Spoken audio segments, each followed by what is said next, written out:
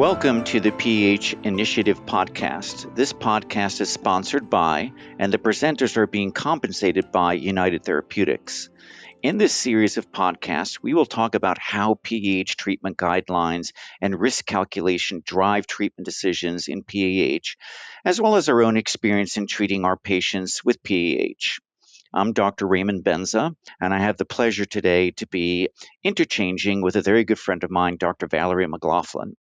Hi, Ray. Thank you for having me. It's great to be here. In our last podcast, we discussed initial therapy choices in PAH and the importance of risk assessment in those decisions. In today's program, the third in our series of podcasts, we will discuss the need for regular risk assessments in PAH and escalating therapy in order to help our patients achieve the low risk status. So let's get started. Now, Val, we know that our risk calculation needs to be performed to determine a patient's initial therapy regimen. After your patient begins their initial therapy, when are you performing risk calculations to assess whether they're meeting their treatment goals? And does this change based on the type of patient that you're looking at? Yeah, Ray, that's a really important question. I think we have spent a lot of time over the years focusing on what's the right initial treatment. And obviously, that's a very important question. But I think what's even the more important question is where do we get with that initial treatment? What is that patient's risk? And do we need to do more? I'll tell you, patients often ask me when they're diagnosed, what's my prognosis? How long do I have to live?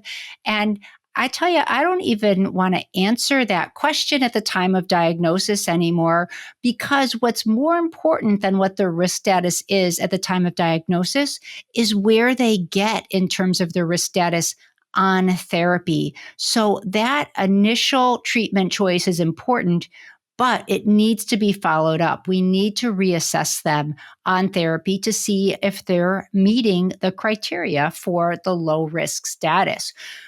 We tend to reassess our patients within about 3 months. We may call them over the phone before that 3-month visit to make sure they're tolerating their therapy and they're sticking with it and that their side effects are well controlled. But we'll generally bring pretty much all of our patients back to clinic within 3 months and reassess their risk. At the very least, the assessment of functional class, the physical exam, the hall walk, biomarkers, often imaging as well. And we'll do an objective risk score, as we've talked about. There are many from which to choose. Reveal, which you've been so instrumentally involved in, Ray, the French, either invasive or non-invasive, or the ERS-ESC approach. But you need to do some objective assessment and determine whether or not the patient's at low risk status. And if they're not at low risk status, then you need to escalate therapy. And there are obviously many choices to do that. Yeah, I think you brought up some very important points. The initial diagnosis and risk stratification really sets the tenor of that initial therapy, but it's really the follow-up assessment that really tells you what that trajectory is going to be and if that patient's moving in the right direction with that initial therapy. So I agree that second assessment is so important, and having that done at least by the 3-month mark after you're starting a therapy, I think is a really appropriate way to do it. So thanks for highlighting that.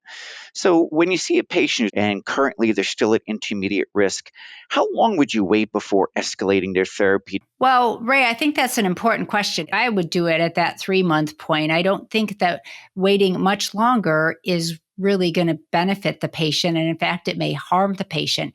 I think the key there is intermediate risk. Intermediate risk to me is such a wide range. I hate to get too technical, but in my mind, there's low intermediate, there's high intermediate. I look at these patients in very different ways. And I know you do too. And the Reveal risk score kind of delineates this a lot as well. So I definitely think at 3 months, if we are still in intermediate risk, we need to do something else. But then there's the opportunity to tease things out a little bit more to determine how that should be done. Yeah, I think that's a really important point to really know where they fit in that intermediate range because it is really a very big gray area for us. But I agree with you 100%. Don't leave people in intermediate risk. That's really important. Why is it so important to be proactive in assessing patients and adding therapies when needed? I know we talked a little bit that in the last question, but given the progressive nature to the disease, are patients at risk for disease progression even when symptoms are absent? Well, Ray, PAH is a progressive disease. It's a disease with a high risk of mortality, even in patients who are on therapy. It is not uncommon that our patients sort of start compensating for themselves and adjust to a new way of life. In fact, there was a recent retrospective chart analysis that looked at 153 functional class 2 patients. And remember, functional class 2 is just one of the parameters that we look at, but these are patients who are basically saying they're okay. But when you do objective assessments on them, a very high proportion of them are really technically at intermediate risk or some even at high risk. There's also that one paper that I love to cite. I think it's from the Amsterdam group that does serial walks and MRIs and clinical assessments. And you'll look and see at their patients, the ones who deteriorate, you will see changes in their MRI before they start telling you their symptoms are worsening. So I think we need to, again, rely on the multi parameter assessment, and we really need objective data to try to assess these patients' risk. Yeah, that's a great point. If you think of this disease as a continuum, really symptoms are a really late manifestation of progression.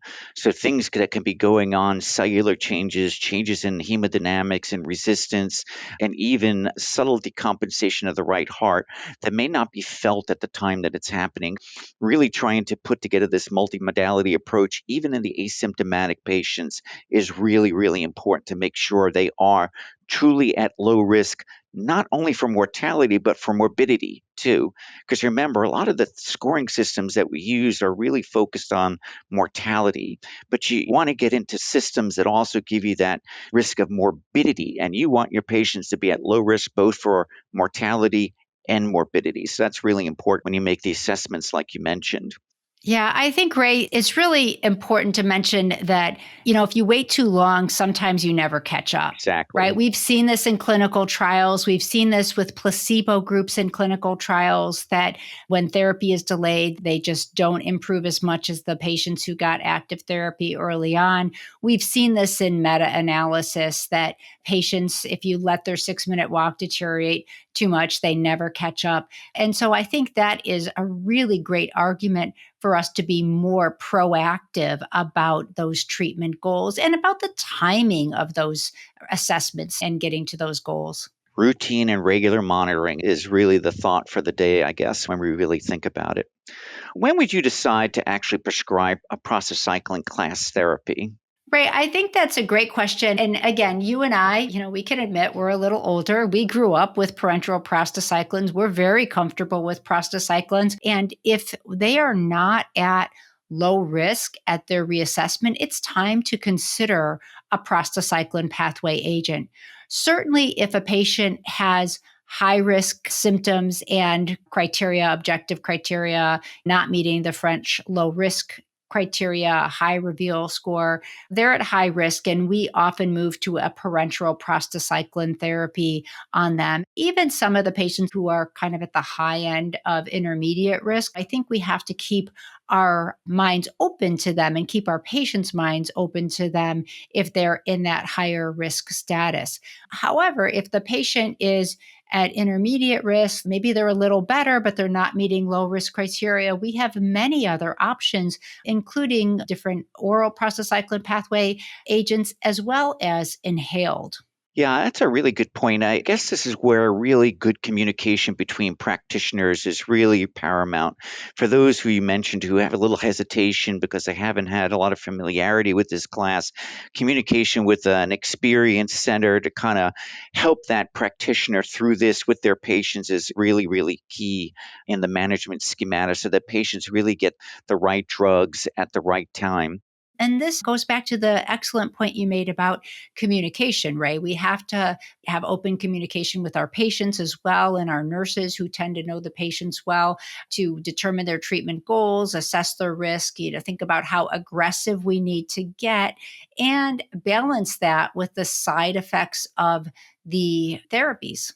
Yeah, I think it's really important to message, as we both mentioned, that practitioners shouldn't be afraid to use prostacyclins in patients at a high risk status. And if you don't know how to use it, just reach out for help, and there's always someone there.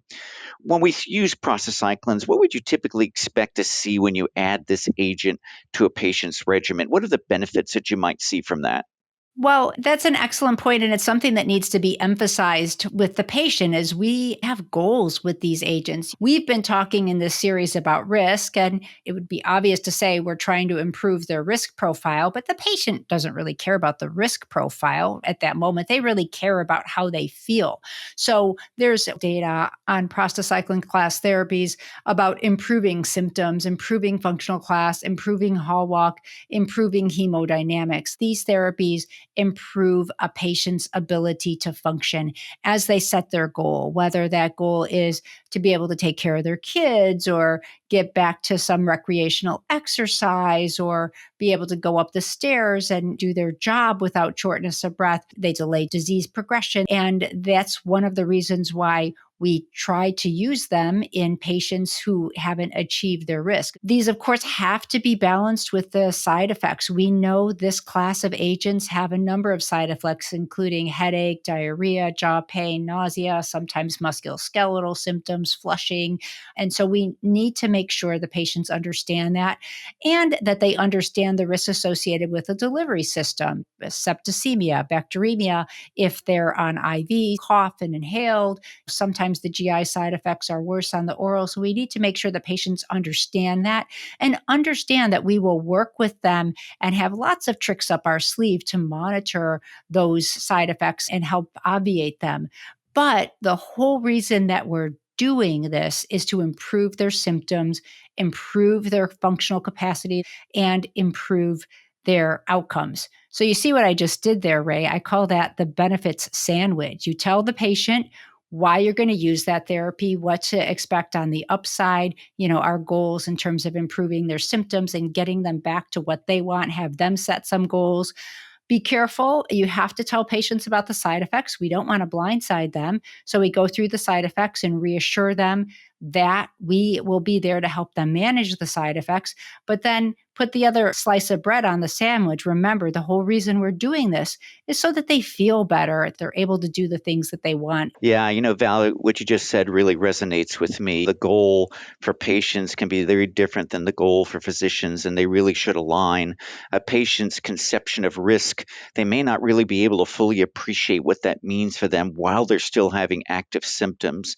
So it's really important really to drive those symptoms to a state where a patient can really accept the importance of reducing their risk. So I really like that sandwich approach, and I'm actually going to use that terminology the next time I see a new patient is talk about the therapy sandwich. I like that. Well, Val, thank you so much for joining me today for our discussion on timely treatment escalation. And I thank the audience for their listening in. And please join us next time when we discuss the difficult conversations that we have with our patients regarding disease progression and management. If you would like more information on risk assessment, PAH treatment guidelines, or to use an online risk calculator, please visit pahinitiative.com/HCP.